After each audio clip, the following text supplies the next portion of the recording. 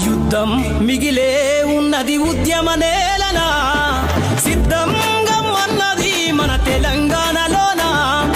అమర వీరుల త్యాగంపై ఈ రోజు మనం యూనియన్ లాంచింగ్ చేసుకోబోతా ఉన్నాం.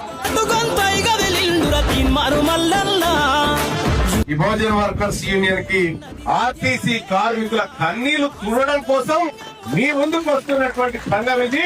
బేషరతుగా ఇక్కడి నుంచి డిమాండ్ చేస్తా ఉంది. మొదటి డిమాండ్, ఆర్టీసీని పూర్తి స్థాయిలో ప్రభుత్వంలో విలీనం చేయాలి అని చెప్పి ఆర్టీసీ యూనియన్ తో మీ ముందుకు వస్తా ఉన్నాడు. కార్మిక సోదరులారా, కదలండి, రండి. ఇన్ని రోజులు వాళ్లకు వీళ్లకు కూడిగం చేసుకుంటూ వచ్చినాం. ఈసారి మనది మన కోసం చేసుకుందామని చెప్పి చెప్పండి. త్వరలో రిటైర్డ్ ఆర్టీసీ కార్మికుల బెనిఫిట్స్ ఇప్పిస్తా.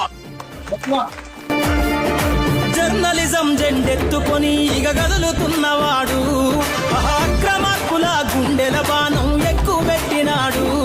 సబ్బండ వర్గాల సమర శంఖమై సాగుతున్నవాడు.